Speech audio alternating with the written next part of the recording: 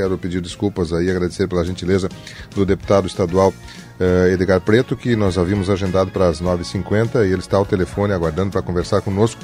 Deputado, muito obrigado pela sua atenção, desculpe o atraso, mas nós tivemos a informação da sua assessoria aí que o senhor gostaria de manifestar à nossa comunidade a sua posição aí com relação aos pacotes que o governo estadual está colocando em debate no plenário e também algumas coisas sobre a sua atividade nesse ano 2016. Deputado Edgar Preto, bom dia, como é que está o senhor? Tudo bem, deputado? Tudo bem, Miguel Neto. Me alegro muito com a possibilidade de conversar com vocês. Fiquei esperando aqui, ouvindo um pouco da programação de vocês e tenho alegria em poder me comunicar com o povo de Tupã-Seretã e da região através desse importante veículo de comunicação. Fiquei esperando também porque é importante me comunicar aí com a base, o povo trabalhador de Tupã-Seretã e da região. Quero, além de saudar todos os teus ouvintes, Miguel Neto, quero transmitir uma saudação especial ao meu amigo, companheiro, a nossa liderança principal aí da região, o companheiro Cristiano Aquino, da mesma forma o nosso vereador Nenê, a militância do Partido dos Trabalhadores, pessoal aí, companheiros ligados aos movimentos sociais, assentados da reforma agrária, que é a nossa base social que certamente está te escutando agora, Miguel. Perfeito. Não sei se vocês aí conseguem captar Eu ia lhe perguntar o que é essa mobilização aí atrás, deputado. Eu estou aqui no 12º andar, estou aqui no último andar da Assembleia Legislativa e mesmo daqui fica, às vezes, difícil de me comunicar com vocês, tal é o barulho que está sendo feito aqui na Praça da Matriz, que é em frente ao Palácio Piratini, em frente à Assembleia Legislativa, que são entidades, são trabalhadores, parte deles que são das fundações, que serão extintas se for aprovado esse pacote de medidas que o governador enviou à Assembleia Legislativa. São servidores públicos, é o povo trabalhador, categorias que de alguma forma estão fazendo um rodízio aqui na Assembleia Legislativa, na Praça da Matriz, para expressar o seu descontentamento com esse pacote, que infelizmente não é um pacote de Natal, de bondades, que poderia trazer para o povo trabalhador. É um pacote que vem sendo gestado nos últimos 2 anos e somente agora, num regime de urgência, vem para a Assembleia Legislativa para ser apreciado em 30 dias. E ontem houve uma movimentação do governo aqui na Assembleia Legislativa tentando antecipar para menos de 30 dias votar esse pacote de medidas que são 35 projetos, nenhum deles que trata do desenvolvimento do Estado, que vai beneficiar algum setor produtivo, que possa possibilitar que a roda da economia volte a girar, gerar mais emprego, gerar mais renda, entrar mais recursos nos caixas do Estado. Eles são projetos, Miguel Neto e prezados ouvintes, que diminuem a participação no Estado na elaboração e na implementação de políticas públicas. E todos nós sabemos que quem mais precisa das políticas públicas é o povo trabalhador. Quem precisa mais saúde é aquele que não tem dinheiro e que não tem um plano de saúde particular. Quem precisa de uma escola boa, bem aparelhado, com seus servidores bem valorizados, trabalhando com autoestima, é o trabalhador que não tem recurso e não bota seu filho numa escola particular. Saúde, segurança, questões básicas, diminuir o Estado, diminuir servidor, diminuir as funções do Estado prejudica, na nossa opinião, diretamente a isso. Vamos aos fatos, alguns dados aí para os nossos ouvintes entenderem, Miguel Neto, Sim, do que nós estamos falando. Primeiro, um projeto que, na minha opinião, é revelador da principal disposição que o governo está tendo em enviar esses projetos aqui. É o que retira a obrigatoriedade do governo ter que fazer um plebiscito para vender órgãos públicos, como é o caso da nossa CE. Aliás, parte do que sobrou, que são companhias, né? Parte do que sobrou da época do governo Brito, que vendeu um pedaço, já deu uma fatiada na nossa CE, digamos assim, que vendeu a CRT, que botou os pedágios nas estradas.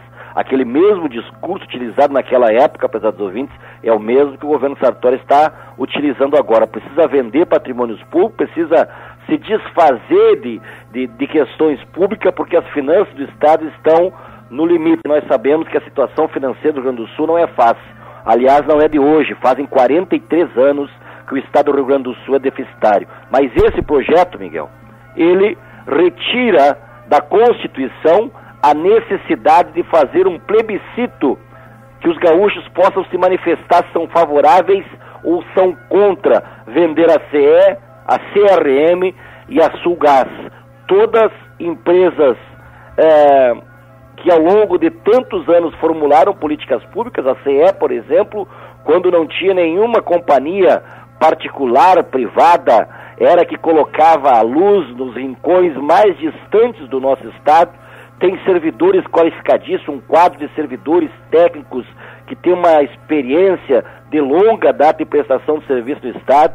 A CRM, a Sulgás da mesma forma. A CRM é uma companhia estratégica para a região sul, especialmente porque ela trata da mineração do carvão. Tive a semana passada lá em Candiota, Ulha Negra, na região de Bagé, e vi com preocupação os prefeitos dizendo: a CRM é como se fosse o pulmão econômico aqui da nossa região. Uma companhia lucrativa que está dando lucro e a gente não consegue compreender porque o governo está com tanta ansiedade de extinguir, de vender.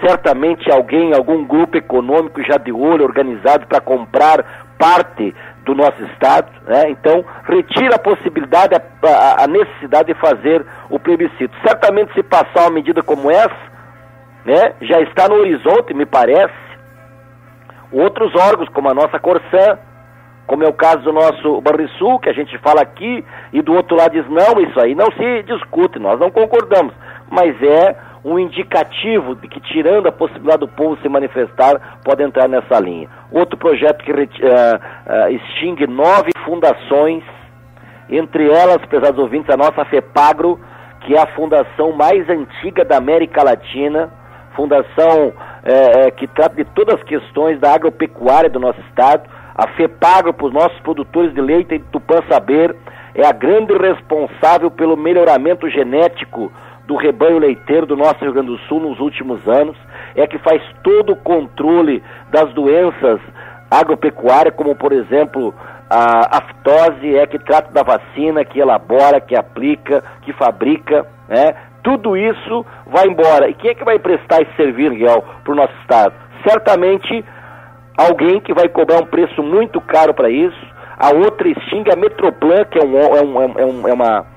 um órgão do estado que faz todo o controle do transporte, que fiscaliza, que estabelece regras, normatiza funções das empresas públicas, aliás, empresas particulares que fazem transporte aqui na região metropolitana. O governo acha que não há mais necessidade disso, e eu pergunto: quem vai regrar, quem vai cuidar, quem vai fiscalizar o transporte, que já é de péssima qualidade aqui na região metropolitana? Extingue a TVE, que é a TV Cultura, a Rádio Cultura, TV e rádio que tem o domínio do estado, que é público, nossa opinião deveria ser fortalecido. Extingue, todos são 9.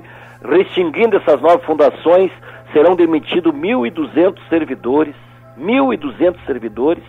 Faz também a venda, o extingue a Corag, que é a gráfica do estado, que presta há anos serviço para o estado. Um deles, que é a questão da impressão do Diário Oficial do estado, que todas as questões legais, formais do governo tem que ser publicado no Diário Oficial para dar conhecimento ao público. É um dos trabalhos principais que a gráfica faz. Que os nossos ouvintes tenham uma ideia: de 2012 a 2015, a Corag, que para o governo é, digamos, o pato feio, que é desprezada porque não tem necessidade, de 2012 a 2015, a Corag botou nos cofres do estado 50 milhões de reais. Além de não entrar mais, extinguindo ou vendendo a Corag, não entrando mais esse recurso nos cofres do estado, terá que ser pago uma empresa particular para fazer o trabalho que a Corag vem fazendo. Além do mais, amigos, este é um remédio amargo que será dado a um paciente que já foi comprovado que esta dose, esse remédio, não funciona. Eu falei no início da nossa conversa, lembrei aqui o governo Brito, que na época Fernando Henrique Cardoso, presidente, Brito, governador, teria que sanear as finanças do estado, estava no limite. Vamos vender o patrimônio público. Venderam parte do filé mignon do nosso estado, colocaram pedágio, que os gaúchos pagaram o pedágio mais caro do país por 15 anos, e a situação de lá para cá, amigos e amigas, só piorou. Mais uma contradição. O governo Sartori justifica esse conjunto de medidas, de maldades que vem sobre os gaúchos, dizendo que a partir de 2017 o déficit do Estado, a dívida do Estado será de 8,3 bilhões.